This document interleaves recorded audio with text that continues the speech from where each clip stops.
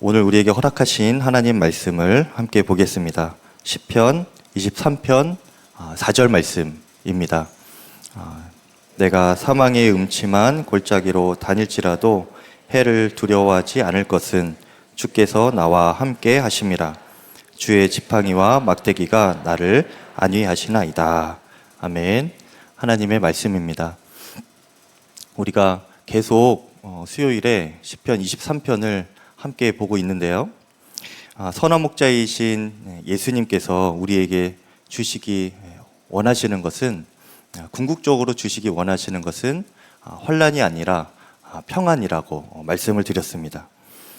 하지만 저와 여러분 모두가 살아보아서 아시겠지만 인생을 살아가다 보면 평안만 있는 것은 아니죠. 분명 환난과 고난이 있습니다. 즐겁고 행복하고 평안할 때가 있는가 하면 갑작스러운 어려움이 찾아오기도 하지요. 그래서 오늘 우리가 읽은 4절 말씀에서도 지난주까지 분위기와는 많이 다르게 이렇게 시작합니다. 내가 사망의 음침한 골짜기로 다닐지라도, 이렇게 시작을 하죠. 사망의 음침한이라는 말의 뜻은 죽음의 그늘이 드리워진이라는 뜻이 포함되어 있습니다. 길을 갈 때 여러분 뭔가 으스스하고 뭔가 나올 것 같은 그런 느낌이 드는 길이 있죠. 무서운 길입니다. 그런데 이 사망의 음침한 골짜기라는 것은 그런 감정적으로 무서움이 느껴지고 뭔가 나올 것 같은 그런 느낌만으로 끝나는 것이 아니라, 이에 더해져서 정말 실제적인 위험이 있는, 또 고난이 경험되어지는, 그래서 심지어는 죽음의 위협까지 느낄 만한 그런 어려운 길을 의미하는데, 그것이 바로 사망의 음침한 골짜기입니다. 길이 험해서 걷기도 힘들고요, 또 맹수가 나타날 수도 있고, 또 낭떠러지에 자칫하면 양들이 떨어질 수도 있는 그런 길입니다. 그런데 이때 가장 큰 문제는 양들이 그런 사망의 음침한 골짜기를 지나갈 때에 그 길을 스스로의 능력으로는 걸어갈 수가 없다는 거예요. 양들은 스스로 보호할 힘도 없고요, 또 지혜도 없고 아무런 능력도 없습니다. 사자나 이리가 또 뱀들이 나타나면 그대로 당할 수밖에 없어요.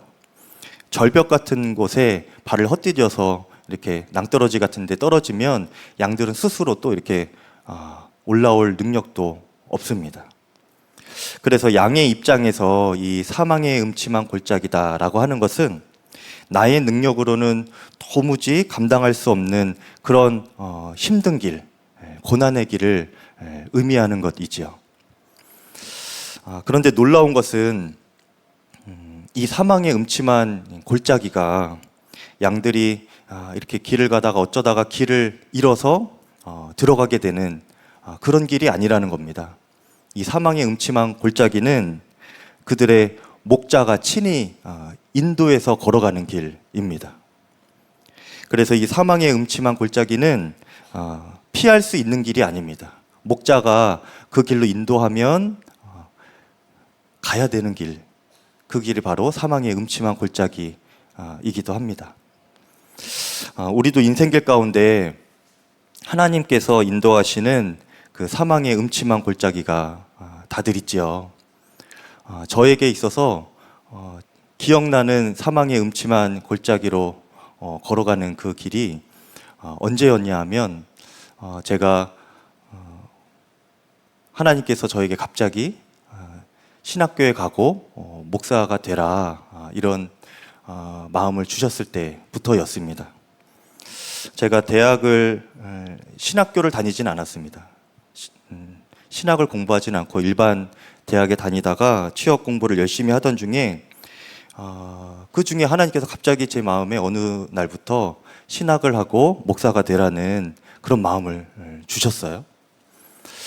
제가 오랫동안 기도하고 또 분별을 거치면서 아닐 거야 하고 이제 부정도 해보고 마음의 도피도 수년간 해봤지만 소용이 없었습니다. 그러면 그럴수록 하나님께서 그 길로 인도하시는 것이 더욱 분명해졌고 부인할 수가 없게 되더라고요. 결국 그렇게 거의 마지막쯤 가서는 이게 하나님의 뜻이구나 이렇게 확인을 하고 나니까, 그러고 나니까 제 마음에 또 이해가 안 되는 것들이 생기는 거예요. 그러면 지금까지 내가 수년간 공부해 왔던 이것은 무엇인가? 그렇게 열심히 공부하면서 쌓아왔던 이런 공부들과 지식들은 다 버려야 하는 것인가? 신학하고는 별로 그게 상관이 없는 공부였거든요. 이럴 거면 왜 나를 더 일찍 부르지 않으셨나? 아예 그냥 대학교 들어갈 때부터 신학교를 들어가게 하시면 되는 건 아닙니까? 그렇죠. 여러분이 생각해도 그렇죠. 저도 그랬습니다.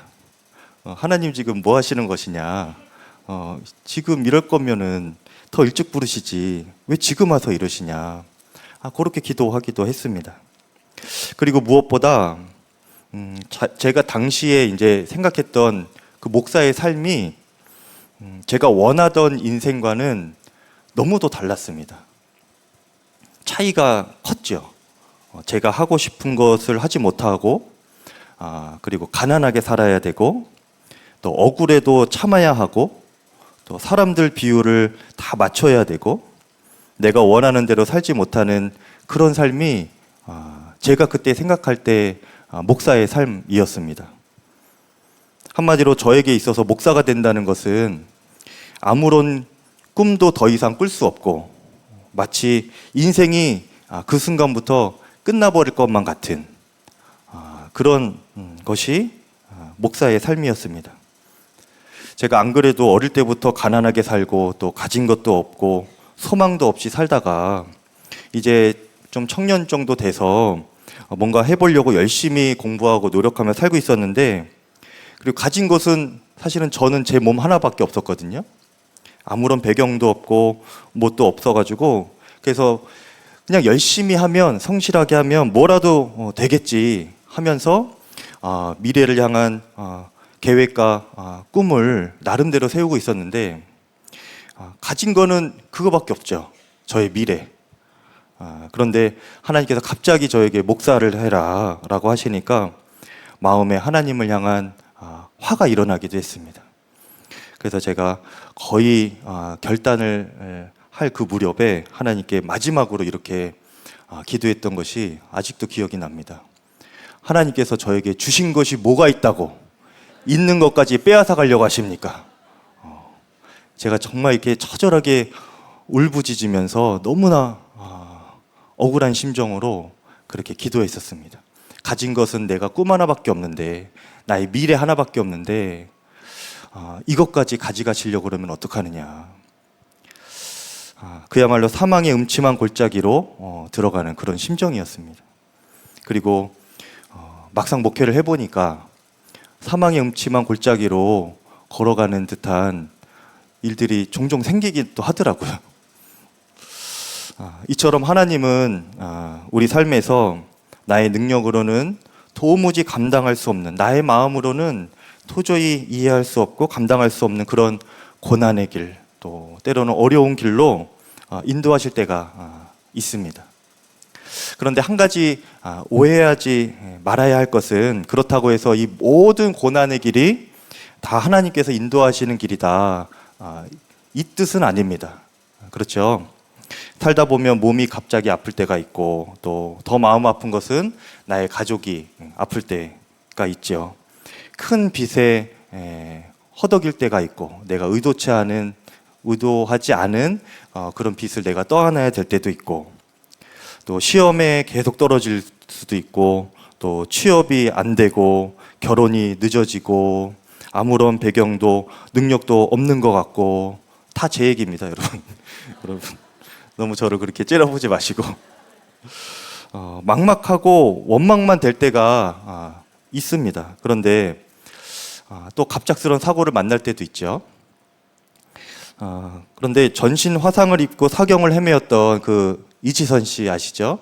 지선아 사랑의 이지선 씨가 그 책에서 사고를 만났다 이렇게 표현을 하잖아요. 사고를 만났다. 대부분의 고난과 어려움은 이렇게 우리가 살아갈 때 언제든지 우연스럽게라도 만날 수 있는 그러한 일들입니다. 그것이 우리 삶 가운데 다가오는 어려움과 고난이에요. 그런데 그 중에서도 하나님께서 의도적으로 우리를 고난의 길로 인도하실 때가 있는데 그 길이 바로 오늘 우리가 읽은 사망의 음침한 골짜기라는 것입니다. 그러면 이제 여기서 궁금한 것은 왜 선한 목자이신 주 예수님께서 그 사랑하는 양들을 사망의 음침한 골짜기로 인도를 하시는 것일까? 궁금하시죠? 네, 첫 번째는 다윗이 양을 칠 때 경험했던 곳이 그 유대 광야였었는데요. 그곳은 이게 험한 산지로 되어 있다고 합니다. 그래서 이런 느낌이에요. 양들이 이렇게 산 등성이 위로 올라갔다 내려왔다 이렇게 해야 되는 그런 곳이었습니다. 부지런하고 유능한 목자들은 항상 양들에게 그런 신선하고 또 풍성한 풀을 먹이기 위해서 그 유대 광야를 이렇게 계속 이동해서 돌아다니는데 그때 이제 이런 산지를 오르락 내리락 하면서 이동을 해야 했던 겁니다. 그리고 거기서 양들이 풀을 다 먹으면 그 다음에는 다른 산으로 이동하고 그러면서 가는 길 가운데 물론 좋은 길, 평탄한 길이 있겠죠. 그런데 때로는 험하고 가파른 산을 오르락 내리락 하면서 골짜기를 지나야 할 때도 있었습니다. 그 중에서 아주 매우 깊고 험한 골짜기가 있었는데 그곳이 바로 사망의 음침한 골짜기인 것입니다. 그래서 목자들이 인도하는 그 사망의 음침한 골짜기는 사실은 종착점은 아닙니다. 그냥 지나가는 길이에요. 지나가는 길. 목자들은 그 절망과 어둠, 죽음의 두려움을 지나면 소망과 풍성함의 푸른 초장이 기다리고 있다는 것을 다 압니다. 그래서 이 목자들이 그 양들을 사망의 음침한 골짜기로 지나게 하는 것이죠. 선한 목자 되신 예수님도 우리를 인도하실 때에 좋은 길, 평탄한 길로도 인도하시지만 때로는 그렇게 사망의 음침한 골짜기라도 지나게 하십니다. 왜냐하면 그것을 지나야 푸른 초장이 기다리고 있기 때문이죠. 그런데 문제는 이것입니다. 그렇게 지나고 나서는 푸른 초장이 기다리고 있구나 이렇게 깨닫고 기뻐할 수는 있어요. 그런데 정작 그 길을 지나갈 때 그 하루하루가 너무도 괴로운 것 아닙니까? 밤에 잠도 안 오고 너무 억울해서 심장이 두근두근 거려가지고 그냥 밤에 자다가도 깨고 일찍 깨면은 또 잠도 안 오고 이런 일들 여러분도 있으시죠? 하루하루가 괴로운 것입니다. 오늘 하루를 견디기 힘든 그런 사람들에게 너 조금만 더 가면 푸른 초장이 있어 이렇게 말로만 위로하는 것은 이것도 사치스러운 말이 될 수도 있어요. 그렇죠? 당장 내 삶이 힘든데 어떻게 견디라는 것인지 당신이 나의 심정이 돼보긴 했는지 원망만 일어날 때가 있습니다. 그런데 그렇기 때문에 주님은 우리를 더욱 사망의 음침한 골짜기로 지나게 하십니다. 4절 하반절에 보면 주께서 나와 함께 하심이라 주의 지팡이와 막대기가 나를 안위하시나이다 이렇게 고백하고 있는데요.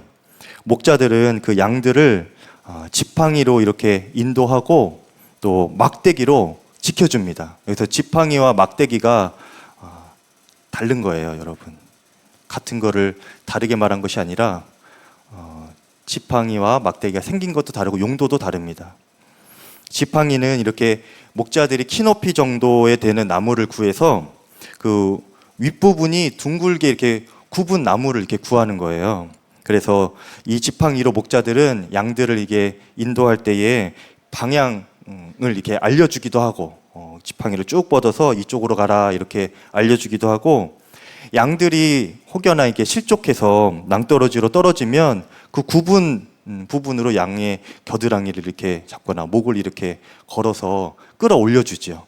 그렇게 평소에 양들을 인도하고 구해줄 때 그렇게 사용하는 것이 이 지팡이입니다.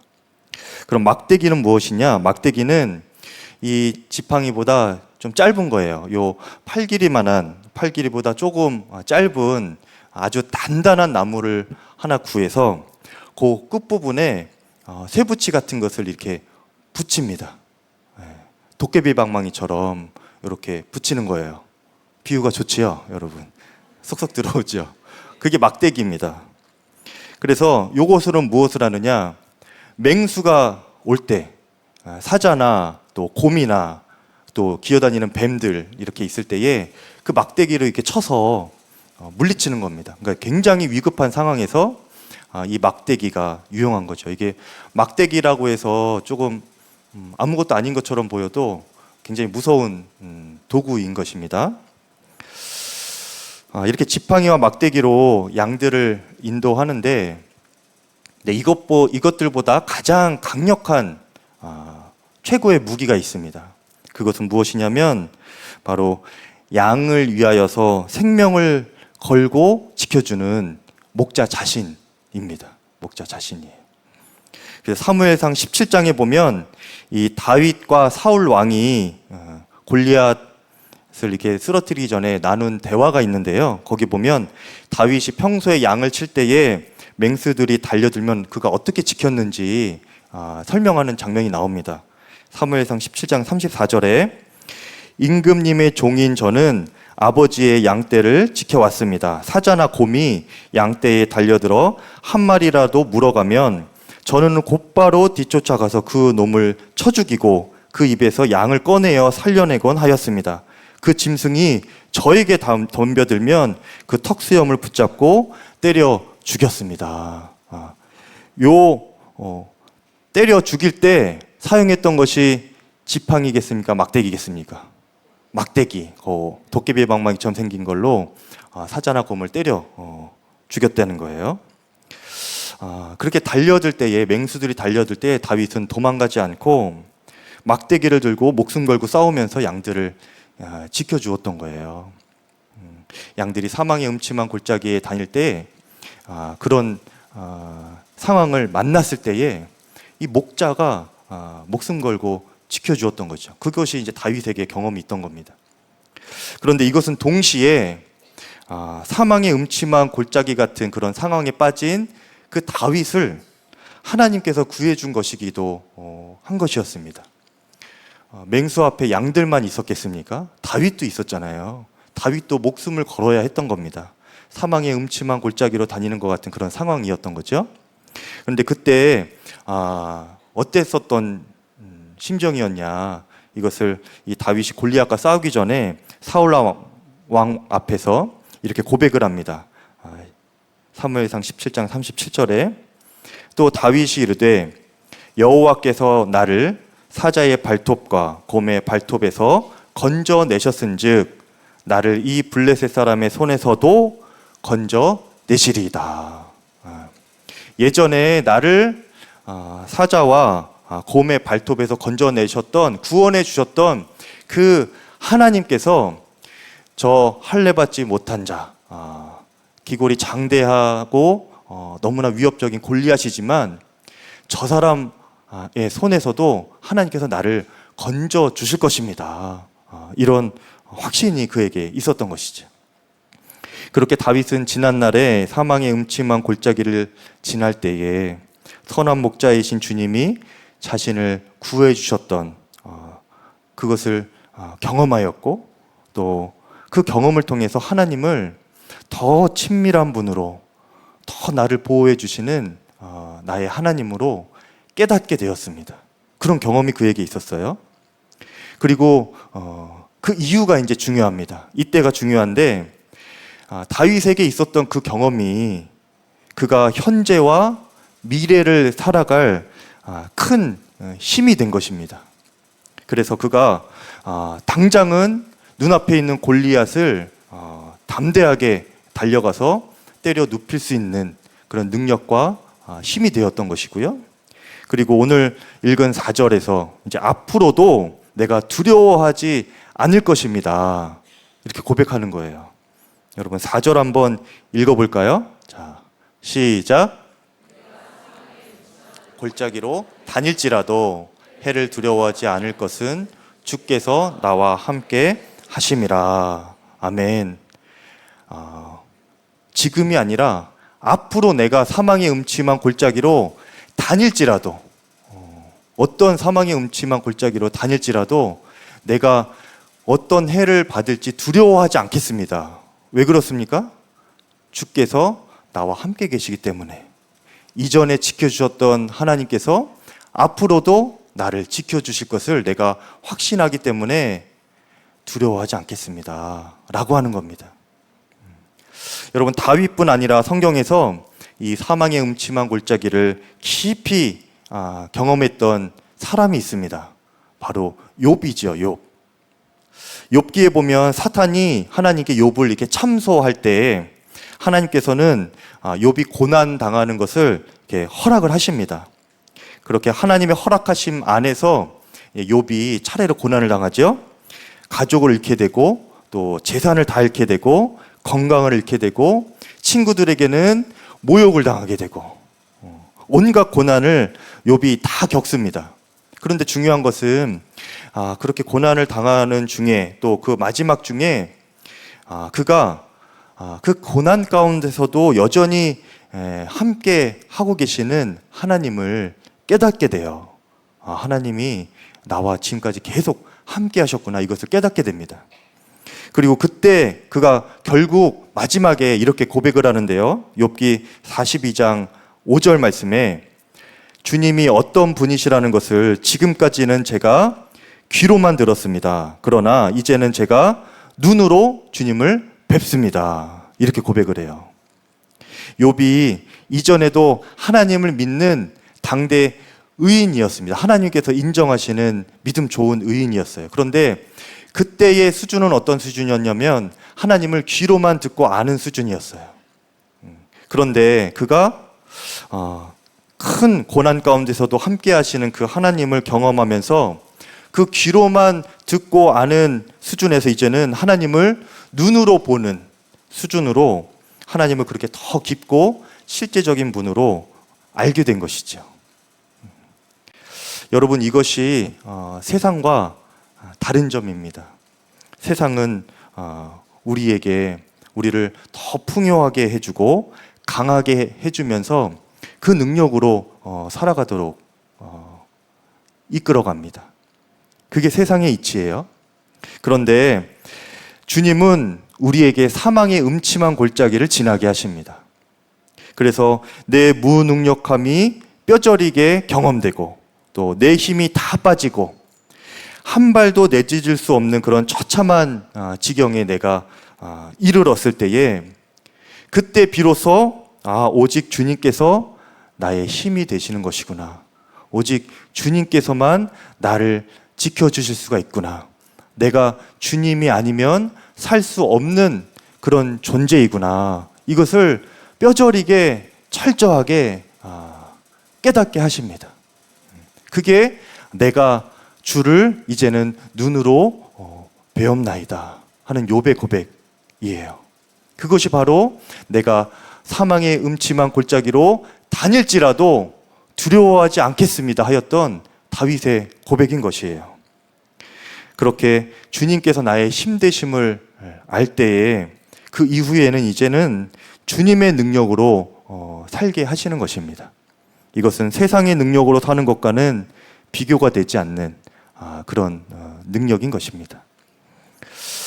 마지막 부분에 4절 마지막 부분에 주의 지팡이와 막대기가 나를 안위하시나이다 라고 했죠. 안위하시나이다가 보호하십니다 라는 뜻이에요. 그런데 이것이 히브리어로는 예나 하모니라는 말인데요.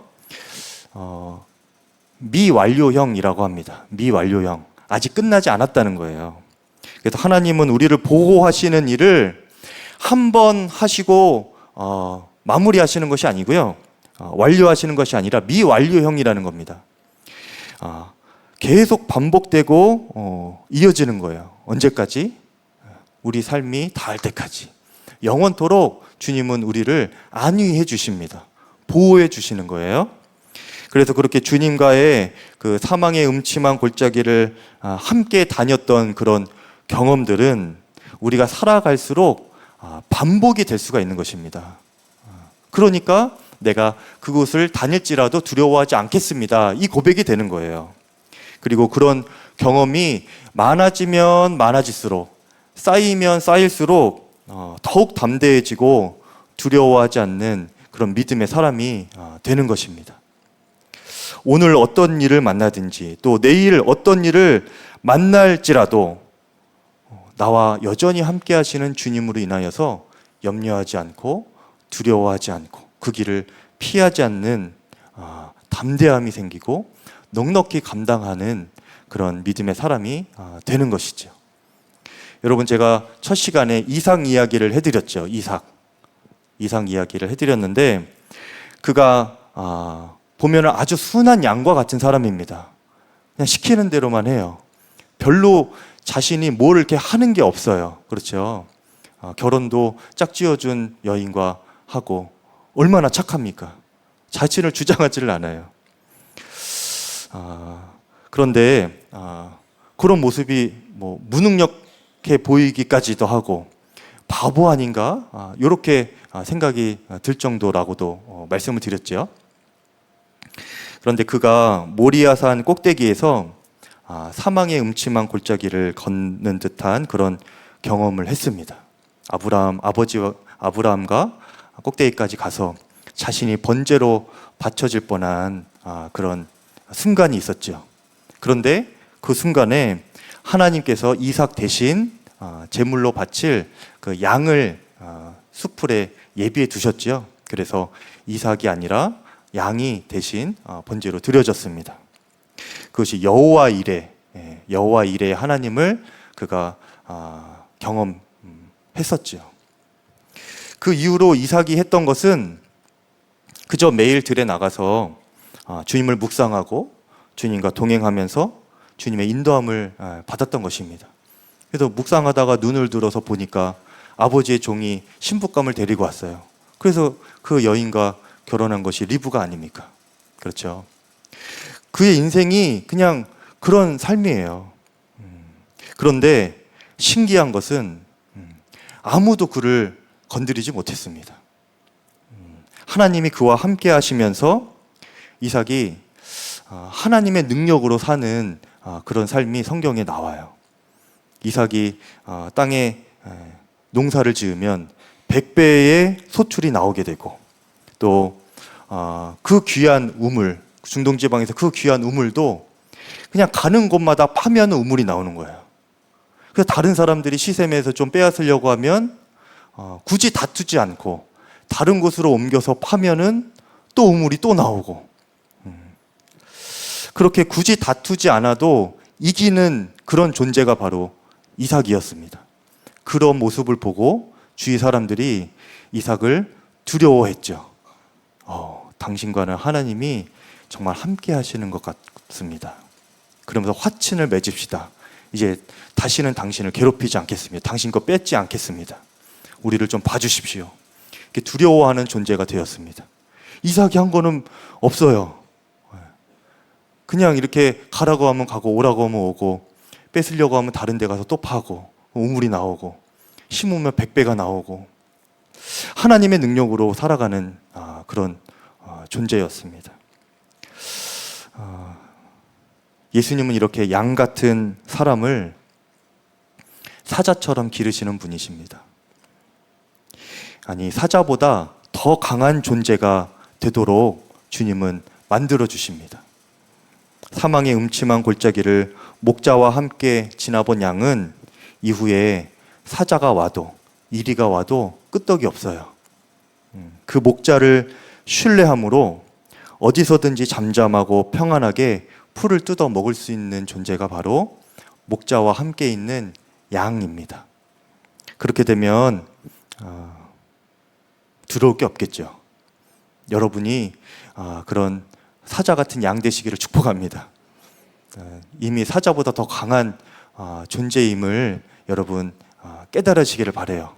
주께서 여러분과 함께 하고 계시기 때문입니다. 이것을 정말 신뢰하고 확신하면 그 다음에 사망의 음침한 골짜기로 만약에 갈지라도 그 길도 두려워하지 않을 뿐만 아니라 기대함으로 걸어갈 수가 있게 되는 거예요. 저 골짜기에서는 우리의 주인이 어떤 또 용맹함을 보여줄까? 어떻게 나를 보호해줄까? 이게 기대가 되는 겁니다. 제가 이번에 해외 단기 선교로 코트디부아르라는 나라를 갑니다. 아프리카 맨 서쪽에 있는 나라인데요. 저도 어딘지 모르는 나라였습니다. 많은 분들이 저에게 물어보시기를 왜 코트디부아르로 가느냐, 선교를 단기 선교를 왜 거기를 선택하셨느냐 물어보시더라고요. 그래서 제가 처음에는 왜 그렇게 물어보시지? 그래서 제가 이제 좀 얼마 안 지나서 알았습니다. 굉장히 비행 시간이 길더라고요. 먼 거는 제가 알았는데 비행 시간이 너무나 길어서 고생할까 봐 물어보신 것 같아요. 안 그래도 제가 가장 걱정되는 게 그거였습니다. 제가 예전에 비행기로 한 10시간 정도 이동하는 곳을 갔었는데요. 그때 정말 큰 어려움을 겪은 적이 있었습니다. 미국에를 이렇게 갔었었는데 유학에 대해서 좀 동기부여를 받고 올 심산으로 그 여행에 함께 동참했는데 너무 고생을 해가지고 그때 이후로 유학의 꿈을 접었어요. 내가 갈 곳이 못 되는구나. 10시간 동안 이동해서는 어디를 가는 게 아니구나. 하도 제가 고생을 해서 그 비행기 긴 시간이 저에게는 굉장히 큰 고통이고 두려움인데 이번 선교길이 그래서 사실 굉장히 걱정되는 길이긴 해요. 이번에는 갈 때는 25시간이고 올 때는 20시간이래요. 그래서 사실 저에게는 이번 선교가 이 사망의 음침한 골짜기로 가는 그런 여정 같기도 합니다, 사실은. 그런데 왜 선택을 했느냐? 선교 담당 목사님께서 저에게 이렇게 처음 찾아오셔서 제가 그래도 이 목사님들 중에서 선임 쪽에 속한다고 저보고 선교지를 먼저 고르래요. 그래서 제가 여러 선교지가 이렇게 쭉 있는데 일정도 있고 제가 딱 눈에 들어온 게 제일 짧고 쉬워 보이는 선교지가 딱 눈에 들어오는 겁니다. 그런데 그것을 선택하기는 좀 어렵더라고요. 또 제가 또 후배 목사님들을 위해서 그래도 좀 어려운 선교지 또 좀 멀어 보이고 고생할 것 같은 선교지를 선택해야 한다는 이상한 마음이 주님께서 주시는 감동처럼 이렇게 순간 그때를 마음을 잘 지켰어야 되는데 순간 들었어요. 그래서 코트디부아르를 선택하게 되었습니다. 그 길을 지나면 은혜의 푸른 초장이 기다리고 있다는 것을 알기 때문에 그리고 그 어려운 여정 가운데 더 깊은 하나님을 경험하고 만날 것을 믿기 때문에 선택을 하게 되었습니다. 그리고 하나님께서는 분명히 저의 그 선택을 통하여서 저를 한 번 더 강한 믿음의 사람으로 이끌어 주실 것을 믿습니다. 여러분에게도 하나님께서 사망의 음침한 골짜기로 걷기를 도전하실 때가 있을 것입니다. 나의 능력으로는 도무지 감당할 수 없을 것 같은 그런 고난의 길, 또 어려운 길이 있다면 여러분 함께 도전해 보시기를 바랍니다. 여러분의 마음에 하나님께서 도전하시는 그 사망의 음침한 골짜기는 무엇입니까? 하나님께서 그렇게 생각나게 하실 때에 두려워하지 말고 그 길을 여러분 꼭 걸어보시기를 바라요. 하나님이 여러분과 반드시 함께 하실 것이고 그 함께 하심이 그 다른 어느 때보다도 선명하게 너무도 확신 있게 여러분에게 경험되어 주실 것입니다. 내가 주님을 이전까지는 귀로만 듣고 알았지만 이제는 하나님을 눈으로 봅니다. 이런 고백이 여러분에게 분명히 있게 될 것입니다. 그리고 마침내는 하나님께서 여러분을 푸른 초장, 맑은 시냇물가로 그렇게 인도하실 것입니다. 걱정하지 마시고 주님 인도하시는 길이라면 주님 손 꼭 붙잡고 걸어가시기를 바랍니다. 기도하겠습니다. 두 번에 나눠서 함께 기도할 텐데요. 먼저 기도하기 전에 우리가 찬양을 지금 세션이 다 나와 있는데 제가 죄송합니다. 약할 때 강함 대신에 찬양을 함께 하고 약할 때 우리에게 힘 주시고 특별히 약할 때 능력이 되시는 그 주님을 우리가 떠올리면서 찬양하고 함께 기도하겠습니다.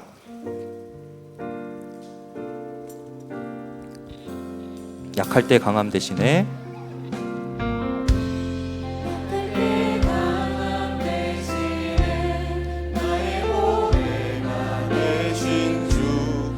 나의 모든 것 주 안에 있는 보물에 나는 포기할 수 없네. 주 나의 모든 것 약할 때 강함 대신에 약할 때 강함 대신에 나의 보배가 되신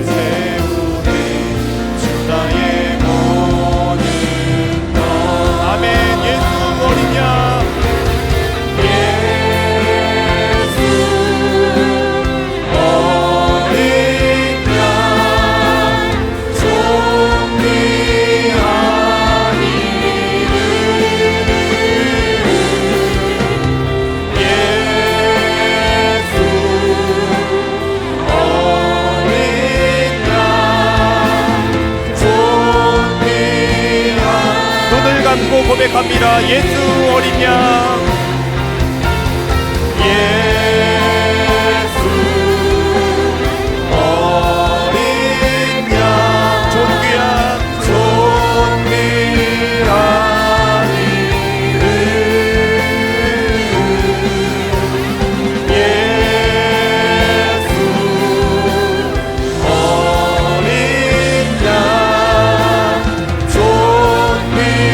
양,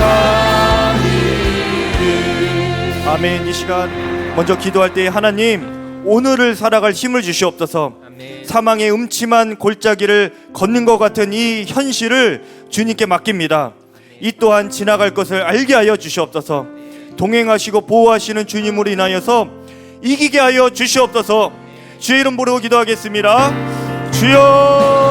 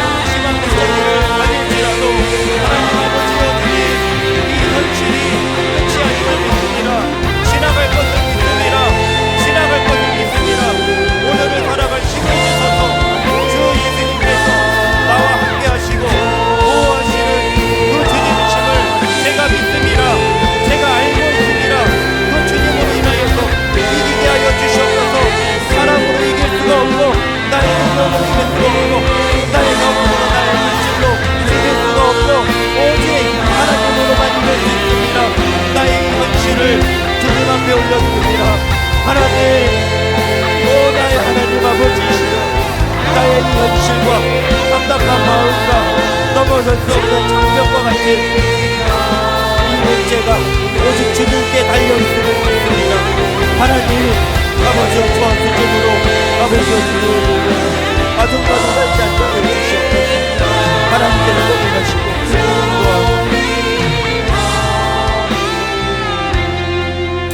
한 번 더 기도할 때에 하나님, 내일을 살아갈 힘을 주시옵소서. 사망의 음침한 골짜기로 다닐지라도 여전히 함께 하실 주님을 믿으며 담대하게 그 길을 걷게 하여 주시옵소서. 세상이 줄 수 없는 큰 은혜와 풍성함의 복이 기다리고 있는 줄을 믿습니다. 그 복을 마침내 누리게 하여 주시옵소서. 두려워하지 않게 하여 주시옵소서. 주 예수님과 그 사망의 음침한 골짜기를 걷겠습니다. 사자보다 더 강한 자가 되게 하여 주시옵소서. 주 이름 부르기도 하겠습니다. 주여, 주여. 주 하나님 아버지, 순한 양과 같은 저희들을 아버지와 주님께서 눈동자처럼 지켜주시고 사망의 음침한 골짜기를 지나고 아버지와 나의 심령이 바뀌고 나의 믿음이 정부가 같이 되고 강철과 같이 되었고, 아버지여, 사자보다 더 강한 자가 되게 하소서. 호랑이보다 더 강한 자가 되게 하여 주시옵소서. 하나님 아버지, 그 어떤 맹수와도 아버지여 이길 수 있고 골리앗 앞에서도 두려워하지 않고 내가 하나님을 의지하여 적군에 달리겠습니다. 내가 주를 의지하여 저 성벽을 뛰어넘겠습니다. 하나님 아버지와 담대하게 고백하며 달려갔던 다윗처럼 아버지와 제가 그렇게 달리게 하여 주시옵소서. 사망의 심한 골짜기가 수천 번 수백 번 나의 앞에 달려가도 하나님 아버지와 주 예수님의 손 붙잡고 아버지와 능히 걸어가게 하소서. 나는 아버지와 주님 승리할 수밖에 없는 자임을 믿습니다. 하나님, 나는 더 이상 약이 아니고 하나님 앞에 사자보다 더 강한 하나님의 자녀임을 믿습니다.